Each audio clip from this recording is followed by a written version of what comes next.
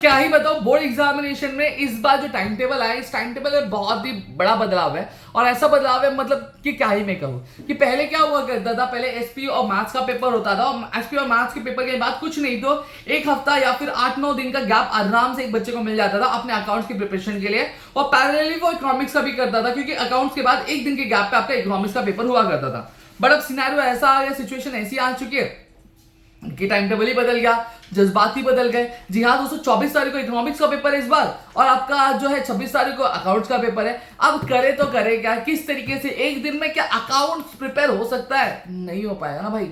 अगर आप सोचोगे कि मैं एग्जाम टाइम पे आऊंगा और एग्जाम इकोनॉमिक्स के बाद सीधा अकाउंट्स का पेपर, नहीं हो पाएगा। ठीक है, और एक चीज और इसमें क्या है, मैटर ये है कि भैया पहले दोपहर में पेपर हुआ करता था, अब तो सुबह ही रह गया, तो अब सुबह का टाइम भी नहीं बचा आपके पास। तो अब ऐसी क्या क्या चीजें जो आपको करनी चाहिए आपकी बोर्ड एग्जामिनेशन की प्रिपरेशन के लिए, जैसे आप अकाउंट्स की जो प्रिपरेशन आराम से कर दे और सिर्फ एक दिन के रिविजन में आप अपने अकाउंट्स के पेपर में धमाल मचा सके। इन सारी चीजों के बारे में आज की इस वीडियो में मैं बात क्या करने वाला हूं, तो इस वीडियो को एंड तक सुनिएगा। साथ ही साथ मुझे कमेंट करके ये जरूर बताइएगा कि आपको अकाउंट्स के ऐसे कौन से टॉपिक है जिसमें बहुत ज्यादा डिफिकल्ट आती है, बहुत ज्यादा प्रॉब्लम आता है, जिसमें आप अपनी प्रिपरेशन क्या पूरी करना चाहते हैं। ठीक है, तो चलिए चीजों की शुरुआत करते हैं और समझने की कोशिश करते हैं। सबसे पहली चीज मैं यहाँ पे बताता हूँ पेपर की। अब मेरे बहुत सारे ऐसे दोस्त होंगे जो हमेशा ये डर में रहते हैं कि जो अकाउंट्स का पेपर होता है वो बहुत हार्ड होता है, बहुत हार्ड होता है। देखो भैया, बहुत हार्ड नहीं, बहुत हार्ड वाला हार्ड होता है। कैसे होता है वो, कैसे होगा वो मैं बताता हूँ। देखो, जब कभी भी पेपर सेट किया जाता है, पेपर ये नहीं सेट किया जाता अरे भाई पेपर इतना हार्ड सेट करता हो कि बच्चे की हालत खराब हो जाए। नहीं, कभी भी जो गवर्नमेंट ऑफ महाराष्ट्र या फिर कोई भी जो स्टेट गवर्नमेंट होती है या फिर सेंट्रल भी, वो बच्चे को फेल करना नहीं चाहती, क्योंकि अगर वो बच्चे उनके स्टेट में ज्यादा फेल होंगे तो उनका भी ट्रैक रिकॉर्ड क्या होता है, खराब होता है और उनका भी जो प्रोग्रेस का रेशियो कम होता हुआ दिखाई देता है। ठीक है, तो जब कभी भी पेपर सेट किया जाता है वो बेसिकली 3 पार्ट में देख के सेट किया जाता है। पहला होता है इजी, मॉडरेट और डिफिकल्ट। ठीक है, जहां पे पेपर को 3 पार्ट में डिवाइड किया जाता है, जहां पे एक इजी सेक्शन रखा जाता है, एक मॉडरेट सेक्शन और एक आपका हार्ड वाला सेक्शन क्या रखा जाता है। इस तरीके से पेपर को डिवाइड किया जाता है और साथ ही साथ वो 3 कैटेगरी के जो स्टूडेंट्स होते हैं उनको ध्यान में रख के क्या पेपर सेट किया जाता है। क्या ऐसा बंदा है जो टॉपर है उसको टफेस्ट क्वेश्चन भी दे दोगे, बट ऑब्वियसली बात है ही will be able to solve the question very easily. ठीक है, वही एक एवरेज स्टूडेंट है, उसके लिए पेपर ना बहुत टफ होता है ना बहुत ज्यादा इजी होता है, मॉडरेट चलता है, तो उसको भी ध्यान है। और एक ऐसा बंदा है जिसके तो नैया डूबी गई है, मतलब समझ लो। ठीक है, तो उसका भी ध्यान में रखा है। तो ये तो पहले दिमाग से निकाल दो कि पेपर बहुत हार्ड होता है, ये होता है वो होता है, नहीं, सारी चीजें आप पे डिपेंड करती है। अगर आप प्रिपरेशन बहुत अच्छा करना शुरू करेंगे तो बट ऑब्वियसली बहुत अच्छे से चीजें हो जाएंगी। अब करना क्या है सर, अब दिसंबर शुरू होने वाला है, नवंबर की आज कितनी तारीख है, भाई 25 तारीख है, नहीं 24 तारीख है, आज 24 तारीख है। ठीक है, अब इस 24 तारीख में अगर मैं बात करूं तो कुछ 5 से 6 दिन बाकी है दिसंबर शुरू होने में।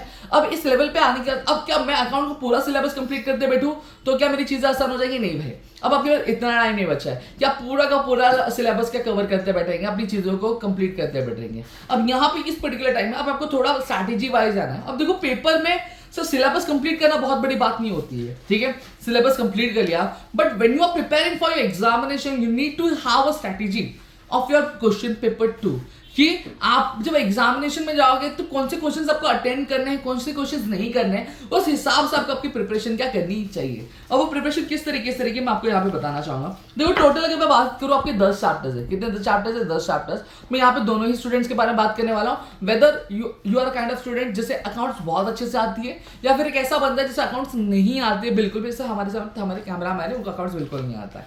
ठीक है, तो अब क्या करना चाहिए उसके लिए मैं सारी चीज आपको बताने वाला हूँ। सबसे पहले मैं आपको क्लियरली बोलूं, सीधा बोलूं तो आपको क्या करना है, पहले आपको पार्टनरशिप फाइनल अकाउंट्स कर लेने चाहिए। ये चैप्टर आपके लिए बहुत इंपॉर्टेंट बन जाता है, 16 मार्क्स का वेटेज लगता है। अब बोलोगे सर कि व्हाई यू आर सेइंग कि हमें पार्टनरशिप फाइनल अकाउंट्स पहले कर लेना चाहिए। रीजन ये कह रहा हूं क्योंकि 11th में ऑलरेडी अपने फाइनल अकाउंट्स कुछ किया हुआ है, उसी तरीके से बस थोड़ा सा एक लेवल पे कुछ माइनर चेंजेस अगर आप वो कर लेते हैं तो चीजें हो जाएगी। ऑलरेडी मेरी वन शॉट वीडियो है, मैंने रिसेंटली बनाई है, आप उसे भी चेकआउट कर सकते हैं, वहां पर आपकी पूरी चीजें कंप्लीट आपको मिल जाएंगी। फिर दूसरा आता है एनपीओ। अब एनपीओ क्यों बोल रहा हूँ, रीजन क्या है, क्योंकि फाइनल अकाउंट जिस तरीके से बस थोड़ी सी बेसिक्स आपको एनपीओ की समझनी पड़े, उसी तरीके से आपका एनपीओ भी होता है, ज्यादा डिफरेंस नहीं, सेम तरीके की चीजें, वेटेज आपका सेम मैच करता है यहाँ पे भी 16 मार्क्स का। ठीक है, तो अगर आप इसे कर लेते हो तो देखो 12-12 अगर मैं बात करूं तो आपका 24 मार्क्स तो ऐसे ही सिर्फ सम का प्रैक्टिस क्लियर हो जाता है, डन। फिर उसके बाद में अगर बात करूं तो मैं आपको बोलूंगा रिटायरमेंट प्रैक्टिस करने के लिए, रिटायरमेंट प्रैक्टिस करने के लिए, डेथ प्रैक्टिस करने। अब रिटायरमेंट और डेथ क्यों बोल रहे हो, देखो एडमिशन की अगर मैं बात करूं, एडमिशन में आपको न्यू प्रॉफिट रेशियो निकालना रहता है, सेक्रीफाइस रेशियो निकालना, बहुत तामझाम होता है। बट कंपेरेटिवली जब मैं रिटायरमेंट की बात करूं इतना तामझाम नहीं होता है। आपको 3-4 अकाउंट, रिवैल्यूएशन अकाउंट हो गया, फिर पार्टनर्स कैपिटल अकाउंट या करंट अकाउंट होगा, फिर बैलेंस शीट और जो कैश बैंक अकाउंट रहेगा, वो सारी चीजें समझ में आ गया। यही चीज आपको बनानी होती है। और फिर उसके बाद इसी तरीके से आपका डेथ भी है। सीधा सीधा बात करूं, रिटायरमेंट और डेथ आपके एक जैसे ही है। मतलब 90% अगर आपको रिटायरमेंट अगर 100% आता है तो 90% डेथ आपका ऐसी होगा। कुछ थोड़ी बहुत चीजें हैं वो आपको सीख नहीं रहेंगी। तो यहाँ पे एक तरह से 2 निशाने वाला काम होता है। देखो मैंने 4 चैप्टर्स बता दिया आपको, कौन से पार्टनरशिप, फाइनल अकाउंट्स, एनपीओ बता दिया, रिटायरमेंट बता दिया, डेथ बता दिया, डन। ठीक है, फिर अब आता है बीओई और डिसोल्यूशन। तो यहां पे मैं आपको सजेस्ट करूंगा, जो मेरा ख्याल है, डिसोल्यूशन आपको करना चाहिए। जनरल एंट्रीज के पीछे जाना है, करना है, इजी लग रहा है तो कर सकते हो, but what I suggest you is कि गो फॉर डिसोल्यूशन। डिसोल्यूशन बहुत इजी है भाई। देखो कैसा होता है, रिटायरमेंट में आपको ना थोड़े थोड़े पैटर्न थोड़े चेंज होते हैं, बट जब मैं डिसोल्यूशन की बात करता हूँ ना, देखो कोई भी चीज बनाने में टाइम लगता है लेकिन बिगाड़ने में टाइम लगता नहीं है। उसी तरीके से जब फॉर्म कर रहे हो, ठीक है, कंपनी फॉर्म करे तो वहां पे आपको बहुत ज्यादा तामझाम करना पड़ता है अकाउंट में, लेकिन डिसोल्यूशन में इतना तामझाम नहीं है। कुछ बेसिक चीज है, कुछ 3 टाइप के समय, एक सिंपल डिसोल्यूशन है, जब एक पार्टनर इंसॉल्वेंट हो जाता है वो, दूसरा। ये 3 टाइप के समय आपने ये समझ लिया तो बस बात काम खत्म हो जाती है। ये डिसोल्यूशन का हो गया। फिर उसके बाद अगर मैं बात करूं, अब आता है आपका कंप्यूटर अकाउंटिंग और इश्यू ऑफ शेयर्स। अब यहाँ पे मैं आपको कहूंगा कि अगर आपको इश्यू ऑफ शेयर्स नहीं करना है या फिर नई चीज आपको जन रही है, आप कंप्यूटर अकाउंटिंग के लिए जा सकते हो, वो भी बहुत अच्छा है, बहुत आराम से आप चीजें क्या कंप्लीट कर सकते हो।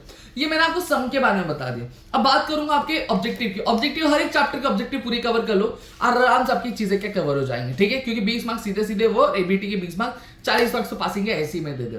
फिर उसके बाद आपको पीवाईक्यूज पे ध्यान देना। पीवाईक्यूज क्या, ये देखो क्वेश्चन पेपर दिख रहा है, ये क्वेश्चन पेपर ऑलरेडी मैंने हमारा जो आप प्रदीप गिरी कॉलेज एंड स्कूल, जिसकी लिंक डिस्क्रिप्शन में दी है, वहां पे मैंने आपको प्रोवाइड किया। वहां से जाके आप चीजें चेकआउट कर सकते हैं, वहां से आप डाउनलोड कर सकते हैं। ये सारे क्वेश्चंस जो मैंने बताया वो अटेंड करने हैं, आपको पीवाईक्यूज पे ध्यान देना है। फिर अब सवाल याद है सर, डेली बेसिस पे कितने घंटे हम दे? डेली बेसिस पे मैं कहूंगा एटलीस्ट आपको 2.5 घंटे देने चाहिए आपके अकाउंट्स के लिए। अगर 2.5 घंटे आप अकाउंट्स के लिए प्रॉपर्ली देते तो आपकी चीजें आराम से हो जाएंगी। अब बता दो पढ़ने का तरीका। देखो कोई भी प्रिपरेशन कर रहे हो, what you need to do is you need to analyse the question कि एग्जामिनेशन में मुझे क्वेश्चन किस तरीके से पूछा जाता है। जैसे सबसे पहले मैं चैप्टर लेता था आपका फाइनल अकाउंट्स का, जो मैंने पिछले 4 साल के पेपर में चेक किए, ठीक है, 22 हो गया, 23 हो गया, 24 हो गया, 25 हो गया, हर एक साल 2-2 बार एग्जामिनेशन हुई तो 8 क्वेश्चन पेपर निकले, ठीक है। और जब सारे क्वेश्चन मैंने देखे तो मुझे एक सिमिलरिटी देखने मिली। क्या देखने मिला कि एडजस्टमेंट में कि कुछ ऐसे एडजस्टमेंट है जो एकदम फिक्स है, जैसे क्लोजिंग स्टॉक का एडजस्टमेंट फिक्स आएगा ही आएगा, फिर उसके बाद डेप्रिसिएशन का एक एडजस्टमेंट फिक्स आएगा ही आएगा, फिर एक आउटस्टैंडिंग या फिर प्रीपेड इनकम एक्सपेंस का एक एडजस्टमेंट आने ही वाला आपको। तो इस तरह, और एक पार्ट डेट्स और आईडी, ये वाले आपको एडजस्टमेंट देखने ही मिलने वाले। तो आप क्वेश्चन को आप जब समझ लेते हो तो आपकी प्रिपरेशन बहुत आसान हो जाती है। समझ में आ गया। और ऑलरेडी कॉमर्स जीतेंगे सीरीज आपके लिए स्टार्ट है, आप उसे चेकआउट कर सकते हैं। और इंग्लिश की अगर टेंशन है तो भैया ऑलरेडी आपके लिए क्या है, आरसीसी 2.0 लॉन्च कर दिए, चालू होने वाली 2-3 दिन में, भाई ज्वाइन कर लो। वहां पे इंग्लिश की पूरी टेंशन आप हटा देना, मैं हूं, हम आपके साथ सारी चीजें कवर करें। समझ में आ गया। तो यहाँ पे मैंने पूरी की चीजें आपको बता दी। पहले फटाफट से टारगेट रखो कि ये चीजें कंप्लीट करने के लिए। होप सबकी चीजें क्लियर हो गई होंगी। फिर भी अगर कोई डाउट है तो प्लीज मुझे कमेंट सेक्शन में कमेंट करके जरूर बताना। वीडियो अच्छी लगी तो प्लीज वीडियो को लाइक करिए, चैनल सब्सक्राइब नहीं किया तो चैनल सब्सक्राइब करना, अपने दोस्तों से शेयर करना, ताकि और कई सारे वीडियोस में आपके लेकर आ सकूं। मिलते हैं अगली वीडियो में। जय हिंद दोस्तों।